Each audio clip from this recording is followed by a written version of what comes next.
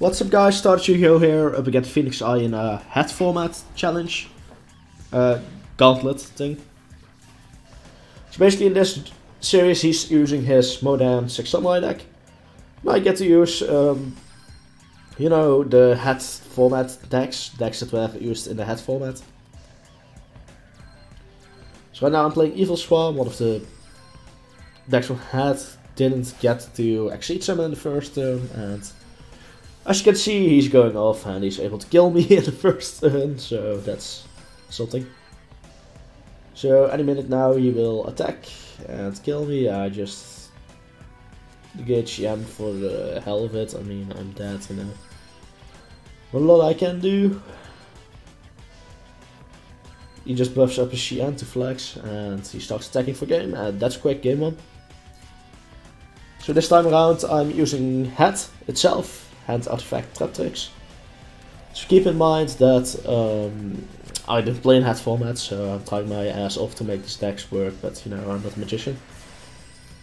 It's Master Rule 3 of course, so his deck is a Master Rule 3 build with more than cards.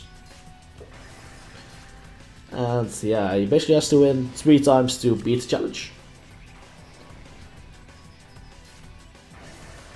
Good old Ice Hand, the Fire Hand, but you can just, yeah, he can basically counter Fire Hands, you'll see in a minute. Basically Xian kinda cockblocks Fire Hand. Meaning it doesn't destroy anything, meaning it doesn't float, which is too bad. Yeah, also really trap dependent. But it doesn't matter because I've Silent Honor Arc, steal the Xian, crash over the Keyzone. Right now he's in trouble, he needs to start attacking. Since the Kizaru, I don't know why I did that. Oh yeah, for a second I forgot Kizaru was only on Special Summon. It's like, yeah, you're not gonna get the Surge, but he wouldn't be able to Surge anyway. Set the Trap Tricks Trap Hole Nightmare. He said something, you know, in this kind of situation. You know, 6 Samurai isn't the best at coming back once you got rid of their cards, you know, he will have issues. Going back into the game, I just preventively drop a Max C to flex on him, and in case if he ever wants to do something, it has to be that turn, you know. Castle, blast the spell, Unity spell away, and attack for game. So 1-1 currently for the head duel. Head Gauntlet I meant to say, but anyways, I'm using Infinity this time around, Infinity Exceed. Felt good to play this, but you know. Hey, I mean, it's still Infinity, you know, it's a hit or miss deck, I break hard. Dual wield doesn't really help, but I have the trap stun, so it's fine. Special summon, I mean, this build was really consistent, triple R speed by the way. Cards like Lavalval Chain, it's a disgusting build, honestly. Keep in mind, this is my first time playing Exceed Infinity ever.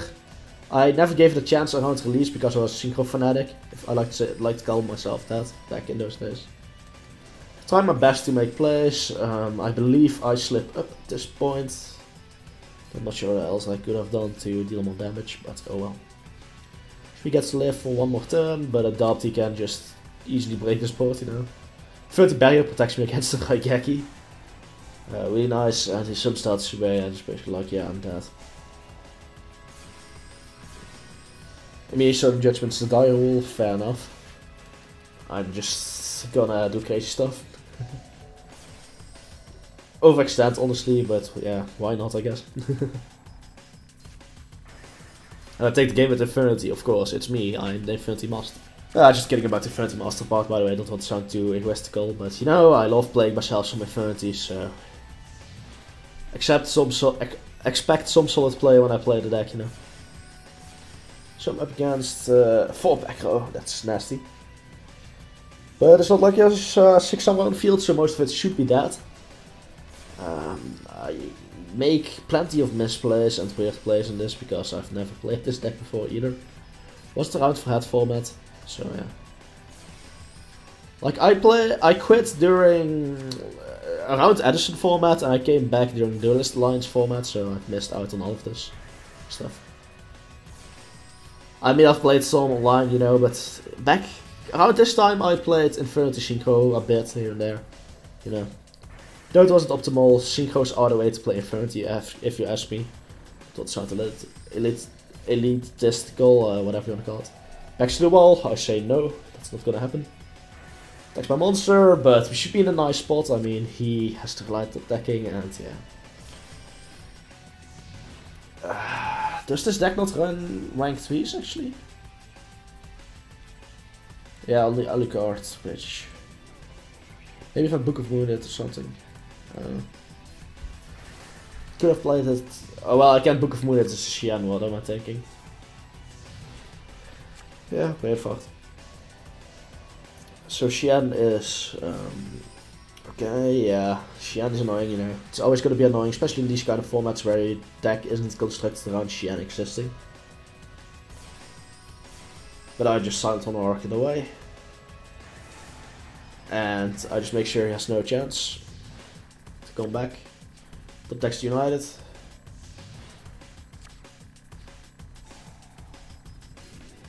Yeah. And I'm playing Mermal Atlantean, which is not a deck I don't have much experience with, never really enjoyed it, honestly. So yeah, not the best hand, and he instantly has Xian, so that's not good for me. Mystical Space Typhoon bait on his dojo. Baiting for the Abyss Sphere, okay. Yeah, because the Abyss Sphere floats, of course. Yeah, so just to give you guys some context, so this card requires you to get tribute one other attack position Mermal monster, set the card from the opponent's hand to the grave. So the idea was that it would trigger these guys.